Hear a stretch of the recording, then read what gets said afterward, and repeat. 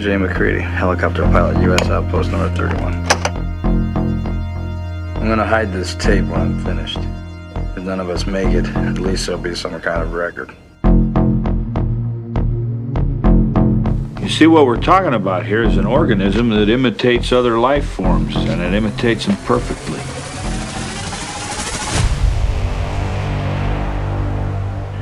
This thing doesn't want to show itself. It wants to hide inside an imitation. If it takes us over, then it has no more enemies.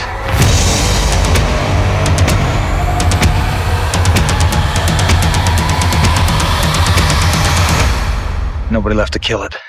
And then it's won.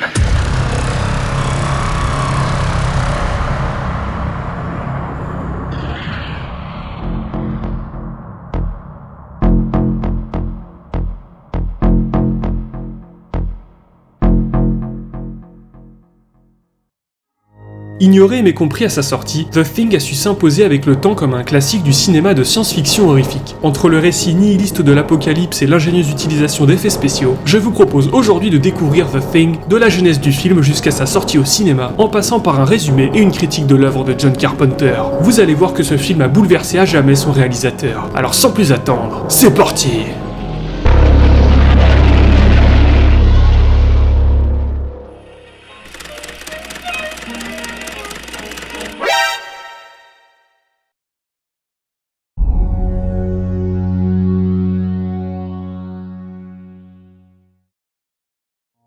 Pour The Thing, tout commence à la fin des années 70. La sortie d'Halloween de John Carpenter et celle d'Alien de Ridley Scott revitalisent alors le genre de la science-fiction horrifique, ce qui pousse Universal Pictures à sortir du placard un vieux projet laissé à l'abandon, celui d'une nouvelle adaptation cinématographique du roman La Chose de John Campbell paru en 1938. C'est le réalisateur de Massacre à la tronçonneuse, Toby Hooper, qui est d'abord contacté pour réaliser le film, mais les producteurs désapprouvent son concept et le projet passe de main en main avant d'être remis en pause. Jusque-là considéré comme un réalisateur indépendant, John Carpenter, qui venait de se faire un nom grâce à ses dernières productions, est alors approché par le studio de production américain pour mener à bien ce qui sera son premier film à gros budget. Malgré sa réticence, il accepte de réaliser le film à condition de pouvoir faire réécrire le scénario proposé et remettre au bout du jour l'histoire originale de Campbell tout en y restant fidèle. Il dira notamment en interview qu'à la base, le scénario qu'il a récupéré du studio tranchait complètement avec l'histoire originale. Par exemple, une partie de l'intrigue se déroulait sous l'eau et la créature n'était pas métamorphe, c'est-à-dire qu'elle ne pouvait pas changer de forme. Carpenter désormais à bord, c'est le scénariste Bill Lancaster qui est engagé pour scénariser l'histoire. Parmi les changements qu'il apporte à l'œuvre originale, on note la modernisation de certains personnages dont MacReady, le changement de la structure narrative avec la suppression des flashbacks, l'ajout de scènes inédites comme celle où la chose s'en prend au Dr Cooper, celle du test sanguin, ou encore la réduction du nombre de personnages, passant de 37 dans le livre à 12 dans le film. La deuxième partie du film connaît elle aussi de profonds changements puisque contrairement au livre dans lequel les humains triomphent de la chose, Lancaster propose d'abord que MacReady et Child soient assimilés par la chose, mais Carpenter décide plutôt de sacrifier progressivement ses personnages jusqu'à ce qu'il n'en reste plus que deux et laisse planer le doute sur leurs conditions, alternant entre confiance et méfiance, crainte et soulagement.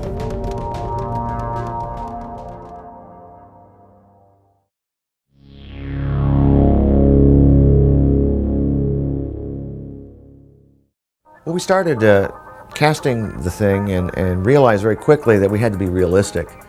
And although there are women who work in the Antarctic, and that would be a real thing to put them in there, it's more fun, I thought at the time, to make this an all-male movie, simply because you wouldn't have to deal with that issue. They had a couple of women in Hawks's version.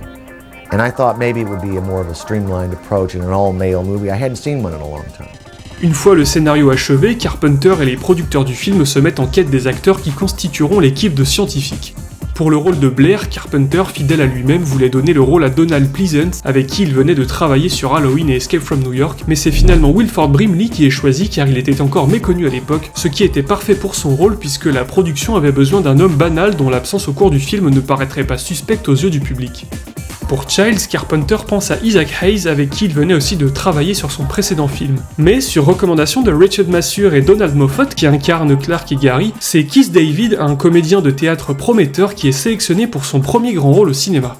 Enfin, pour incarner MacReady, Carpenter a bien entendu son grand ami Kurt Russell en tête, mais il tient à se laisser d'autres possibilités avant de l'appeler. Christopher Walken, Jeff Bridges et Nick Nolte sont contactés mais refusent l'offre. Tom Atkins et Jack Thompson sont tous deux de solides prétendants au rôle, mais pour Carpenter, on ne change pas une équipe qui gagne, et c'est finalement Russell qui est retenu. Celui-ci se laisse alors pousser les cheveux et la barbe pendant plusieurs mois au cours desquels il continue d'aider John Carpenter à développer ses idées pour le film. On note que la seule présence féminine au casting est la voix de l'ordinateur de MacReady, qui est doublée par la femme de Carpenter à l'époque, Adrienne Barbeau, qui bien évidemment a aussi joué dans les précédents films du réalisateur.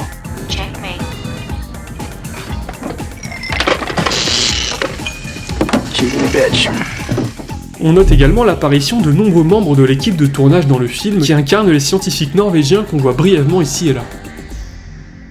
What was great about it was that John actually did give me a great opportunity to say, hey kid, go nuts. S'il y a bien une personne à qui on doit le design de la chose, c'est Rob Bottin. Le maquilleur a su convaincre Carpenter de donner plusieurs formes à l'alien plutôt qu'une apparence unique. Il a en effet imaginé que la chose avait voyagé dans toute la galaxie avant d'arriver sur Terre, ce qui lui a permis de développer différents attributs pour survivre aux conditions extrêmes de l'univers. Pour donner vie à ses idées, Bottin et ses équipes ont utilisé tout un tas de matériaux comme du caoutchouc, de la cire, de l'argile huileuse, de la mousse et du latex. Les effets gluants et liquides de la créature ont quant à eux été obtenus en utilisant de la gelée, de la mayonnaise, de la crème de maïs, du chewing-gum fondu au micro-ondes et du lubrifiant. Et pour éviter que le film ne soit censuré, Bottin a demandé à Carpenter que la quantité de sang et de boyaux ainsi que leur couleur soit atténuée.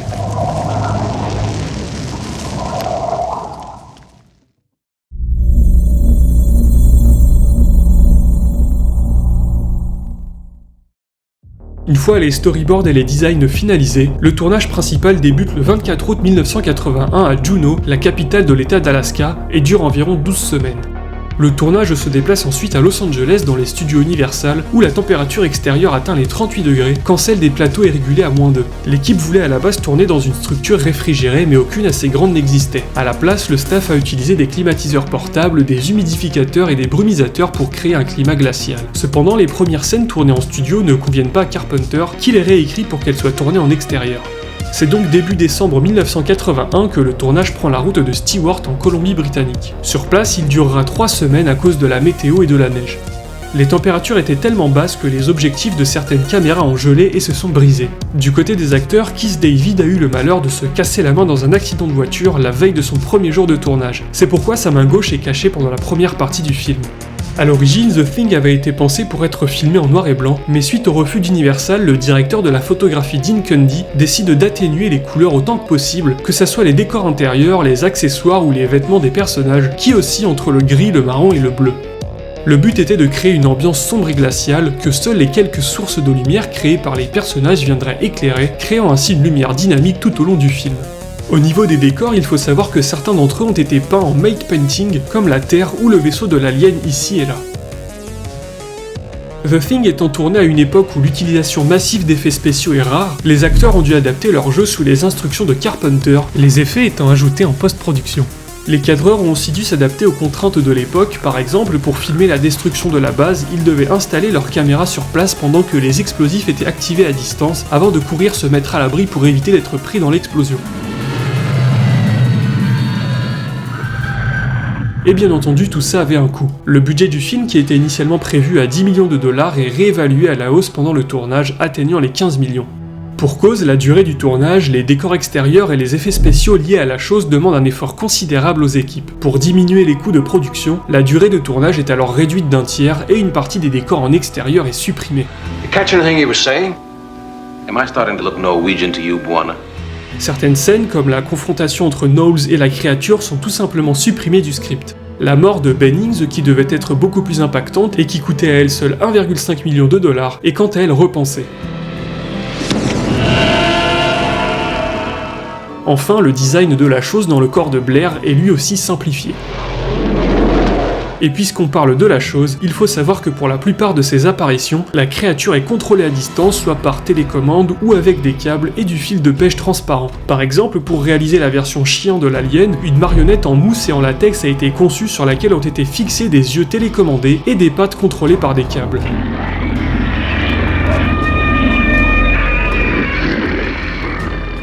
La marionnette était quant à elle manipulée sous le faux sol sur lequel l'enclos des chiens a été construit. D'ailleurs, pour donner l'impression que la chose attrape le chien avec ses tentacules, la scène en question a simplement été montée à l'envers alors qu'en fait c'est juste quelqu'un qui tire les tentacules vers lui. Autre fait intéressant, le ventre de la version nourrice de la chose est doté d'une mâchoire mécanique qui arrache de faux bras faits à partir de cire, de caoutchouc et de gelée qui ont été placés sur un acteur amputé des 2 bras portant un masque de copper spécialement recruté pour cette scène.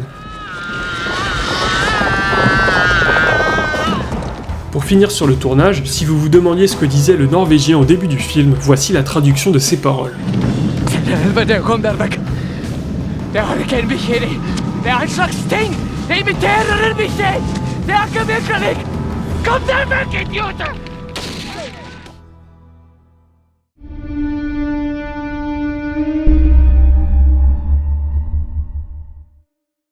Une fois le tournage de The Thing achevé, quelque chose cloche pour John Carpenter. Le film manque cruellement de rythme et de suspense. Plusieurs séquences se répètent, d'autres n'apportent rien à l'intrigue, l'histoire a du mal à être claire, il y a trop de dialogues, et les nombreux changements de dernière minute apportés au script rendent le staff indécis sur bon nombre d'aspects. En conséquence, Carpenter fait supprimer plusieurs scènes telles que la découverte du corps d'un Norvégien, une partie de l'autopsie de la chose, ou encore la mort de Fuchs, ou la deuxième version de celle de Bennings. Pour clarifier l'histoire, le réalisateur ajoute au dernier moment le monologue de Macready, ce qui lui permet d'expliquer l'intrigue et par la même occasion de donner plus d'importance au protagoniste. La fin du film est quant à elle un vrai casse-tête pour le réalisateur, dont la vision nihiliste ne convenait pas à tout le monde. Plusieurs fins ont donc été filmées, dont une où Macready est sauvé et évacué en hélicoptère avant de réaliser un dernier test sanguin, enlevant tout soupçon qu'il puisse être la chose. Cette fin heureuse n'était cependant pas au goût de Carpenter, qui décide d'en tourner une autre dans laquelle Macready sort vainqueur de son combat contre la chose et s'assoit seul dans la neige, Childs n'ayant pas survécu. C'est finalement une fin ambiguë et ouverte d'interprétation qui est choisie, laissant le doute planer sur le sort des 2 personnages.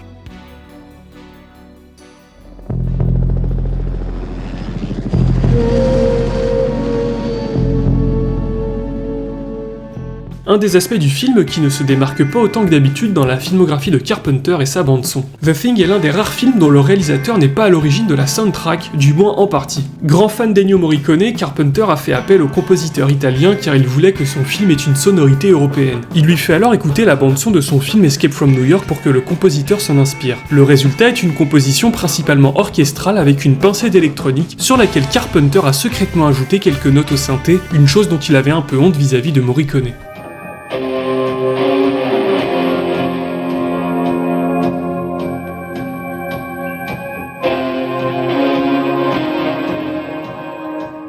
Enfin, pour conclure sur la partie post-production, il faut savoir que l'écran titre du film a été créé en hommage à la première adaptation cinématographique du roman de Campbell intitulé La chose d'un autre monde.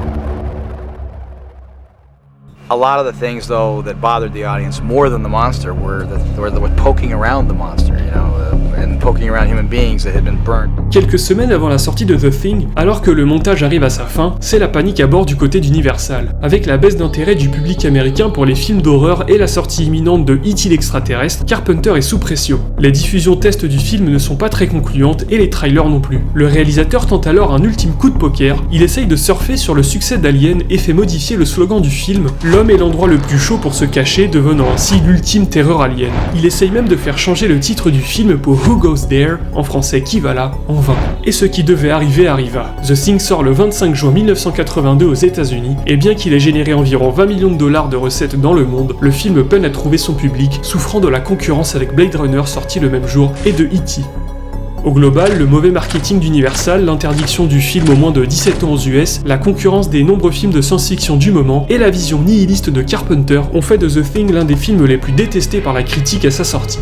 Si l'échec du film ne nuit pas à la réputation de Carpenter, il marque néanmoins le début du lent déclin de sa carrière. Cependant, le film s'offrira une seconde jeunesse dès la fin des années 90. Ses rééditions sous différents supports lui ont permis de trouver un nouveau public et progressivement de gagner le statut de film culte. The Thing est aujourd'hui considéré comme étant le meilleur film de John Carpenter et l'un des plus grands films de science-fiction horrifique dont bon nombre de réalisateurs se sont inspirés pour leurs œuvres. Le rayonnement tardif du film a donné lieu à une préquelle sortie en 2011, se passant quelques jours avant les événements du film de Carpenter. Un jeu vidéo faisant office de suite au film est quant à lui sorti en 2002 avec un remaster sorti fin 2024.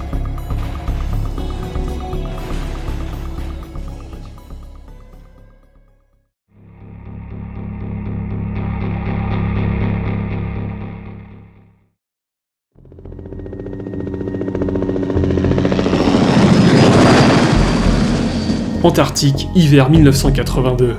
Après un affrontement mortel contre des Norvégiens, une équipe de scientifiques américains stationnés sur une base isolée recueille un chien qui était poursuivi sans raison apparente. Le pilote d'hélicoptère McCready et le docteur Cooper se rendent alors au camp norvégien pour enquêter sur les causes de cet incident. Sur place, ils font la découverte de corps mutilés, mais surtout d'un étrange cadavre à l'apparence humanoïde.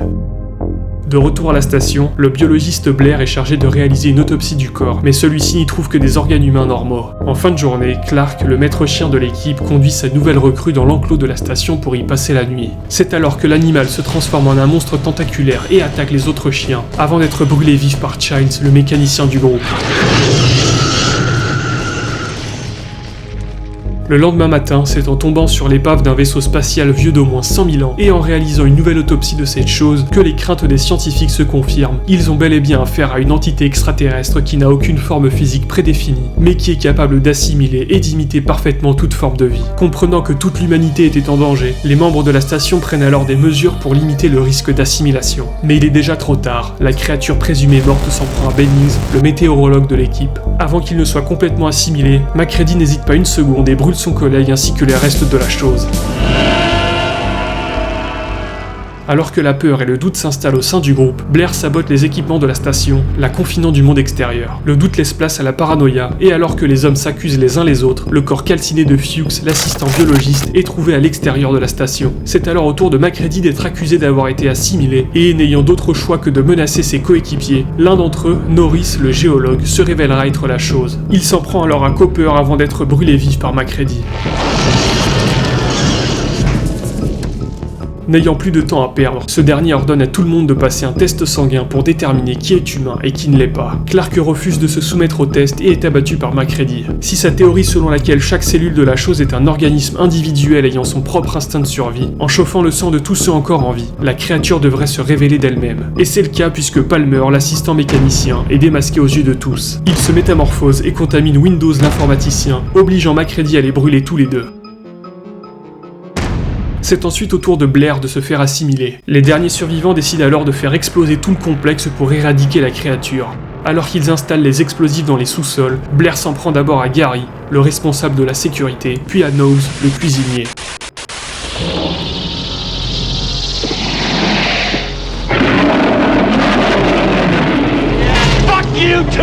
Dans un ultime face-à-face avec la version la plus monstrueuse de la chose, McCready fait exploser la dynamite, soufflant l'intégralité de la station. Il retrouve ensuite Childs, et les deux s'assoient dans le froid glacial de la nuit. Épuisés et frigorifiés, ils n'ont plus la force de se méfier l'un l'autre. Ils se partagent alors une bouteille de scotch au milieu des flammes et des ruines. Mais une dernière question demeure, suspendue dans le silence glacé de l'Antarctique. L'un d'eux est-il encore humain ?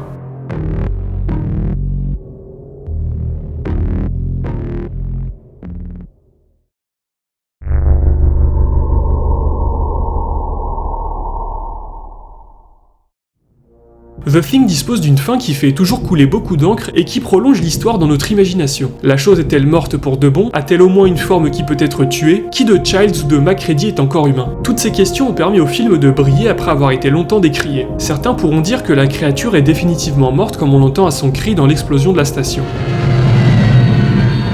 D'autres diront que Childs est la chose puisqu'il a disparu pendant pas mal de temps avant de réapparaître comme par magie devant McCready à la fin. Il y a aussi ceux pour qui le fait que Childs soit le seul à ne pas émettre de fumée quand il parle et quand il respire est une évidence de sa véritable identité. Et puis il y a ceux qui pensent que McCready ne partage pas de l'alcool mais de l'essence à Childs qui en buvant se révélera être la chose ou mourra d'intoxication. Beaucoup d'interprétations différentes donc, mais aucune réponse définitive. Et c'est bien là la véritable force du film. Carpenter réussit à créer un climat de tension et de peur presque à partir de rien. D'abord, on ne comprend pas pourquoi ce chien est attaqué, ensuite on découvre une créature dont on ignore tout, son origine, sa forme réelle et même si elle peut mourir. Et pour finir, le film nous abandonne dans le doute le plus total sur le sort des deux derniers survivants. Avec The Thing, les personnages ne sont pas les seuls à sombrer dans la paranoïa, Carpenter nous y plonge avec eux.